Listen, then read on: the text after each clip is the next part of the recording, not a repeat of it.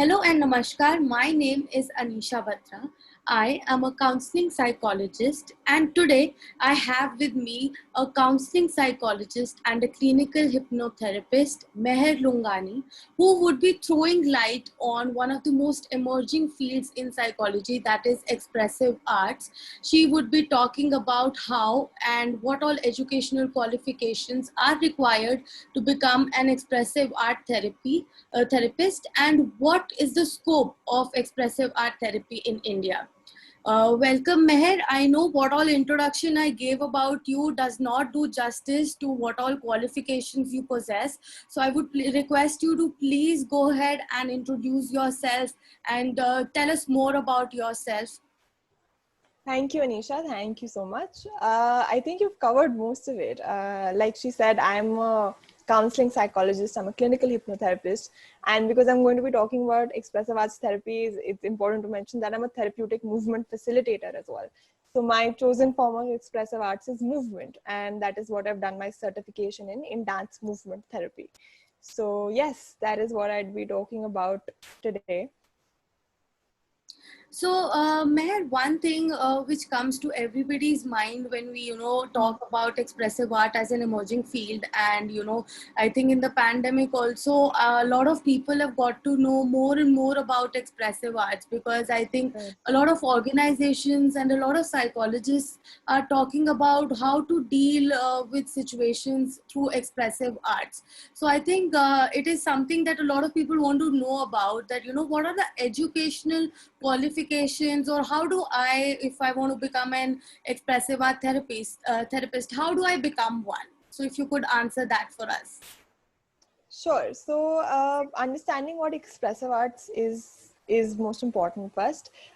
Expressive arts is anything that comes under the label of art, which is your painting, drawings, dance, movement, drama, sculpting, pottery, journaling, writing.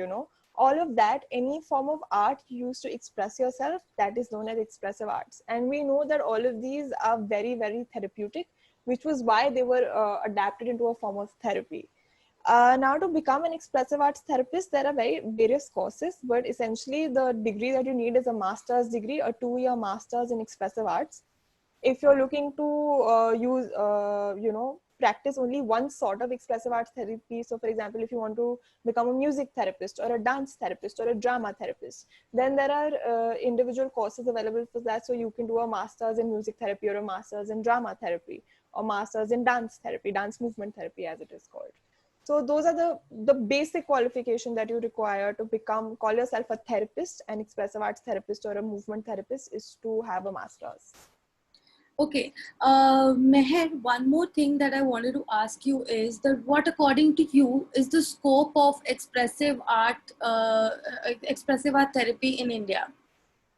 So, as you mentioned already, in the lockdown, you'd see that there are a lot of people offering expressive art sessions. So, the scope in India now has become quite wide because we're understanding now that expressive arts have this therapeutic quality, and some people choose who are not ready to verbally talk about what they're going through, choose to express through these art forms. So, these art is so important for us. It's rooted in our culture, and using this as a form of therapy is something I see booming in the near future. In fact, in India itself, even though we don't have a full master's program yet, I'm not sure if there is one, but we definitely have certifications and diplomas available in all different types of therapy. So I myself have this certification in dance movement therapy. The diploma course that's available, which is a 1-year course in dance movement therapy. There are music therapy courses, there are drama therapy courses. So and then there are this an overall expressive arts therapy course as well. So if you're interested, those are all available in India for you to explore. Meher, I personally, expressive arts for me has been the road that I have not taken till now, but Mm, I would definitely like to take it. But I personally observed that, there are a lot of children and there are a lot of mm, adults as well who do not talk about their emotions, or who are hesitant, in mm, talking about what all has happened, and in, opening up maybe. And, so I think a certain, I think expressive arts is something that I think all counselors or all psychologists should know, because certain activities of expressive arts can be used in opening up the client and in forming right. a good rapport with the client. For example, Mm-hmm. one of the activities that I've come across was object based story writing. And I think it Mm-hmm. will do wonders if we start doing this with children. So I think expressive art itself, in it, the course itself is very nice and can help a lot of, it can help a lot of psychologists in forming a very good rapport, especially with children, especially with, people Right. who are very hesitant in talking about their own issues or take time in opening up. I think it's a very, Mm-hmm. very nice way of, opening up or forming a rapport with the client. Right. So one more thing that I wanted to ask you was that, that in during this lockdown and this pandemic, there has been a lot of psychological pressure or a lot of stress. People have started calling it a psychological pandemic as well. Mm-hmm. So, what do you think? How can expressive arts help us in coping psychologically with this pandemic? So I think we are already using the expressive arts to cope with this pandemic. I mean, if you've seen the amount of pictures of people going into the kitchen and baking and cooking and, taking up old hobbies like drawing, and the amount of mandala workshops that are coming up, and, dancing. So we're turning to the artists and we're turning to art because art has been known to be therapeutic, right? The release, the relaxation that most of us feel when we indulge in some art form or the other. And that is why I think expressive arts can be used to deal with the psychological effects of this pandemic in a very, very strong way. And that is that is the difference that I want to point out, is the fact that while expressive arts is therapeutic, for it to turn into therapy, you need to see a professional. So therapeutic means that you will find release once, twice, thrice, like I feel better while drawing, so I'm drawing. But does it help you deal with the issues that you're facing? Not on your own. You need an experienced professional to guide you through that process, to how to turn all of that art into something more concrete, which can help you later, right? So yes, immense amount of scope at the moment as well. So all of us who are, me myself of course, am indulging in a lot of movement to deal with the stresses of life. So yes.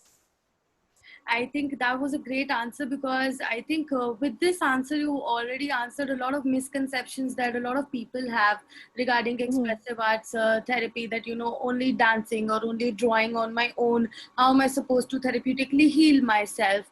And I think you Right. very well answered it by saying that, in order to deal therapeutically, in order to deal with our issues psychologically, it is very important for us to see a therapist, rather than just Right. thinking that if I'll draw, it would just give you an effect that, it's very therapeutic, or you would feel nice for a moment or two.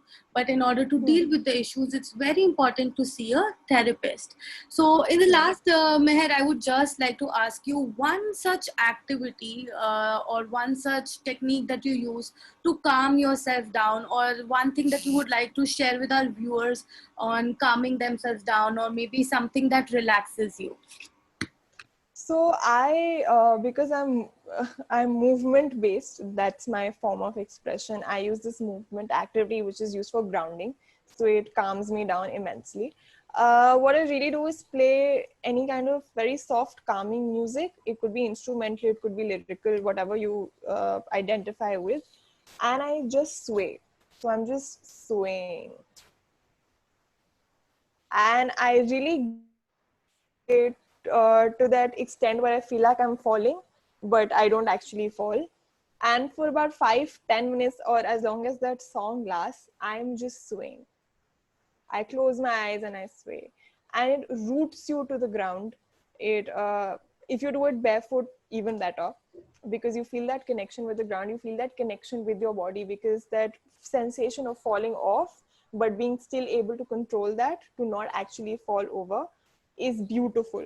And even if you do fall over, nobody gets hurt, right? Because it's the floor. The floor is not going to mind, and you're gonna, you know, trust yourself to save yourself if required. So it's a very, very calming, very grounding exercise that I use. And yeah, if you want to try it, it's there. In fact, I've even shared it on my Instagram page. I've made a video of it and shared it for my followers if you want to follow. So yeah, it's there. Yes, I think I would, quote your Instagram ID, your Facebook ID, and your YouTube if you have one. So I'll put all of those in the description so that everybody can, Right. go ahead and watch the videos and maybe learn certain things on how we can calm our own selves down. And if you want to book a session, I think you have an Instagram page wherein people can contact you and you can send them a form and you can book a session. So I Right. will write all of those links in the description. Thank you so much, Meher, for sharing such wonderful information with us.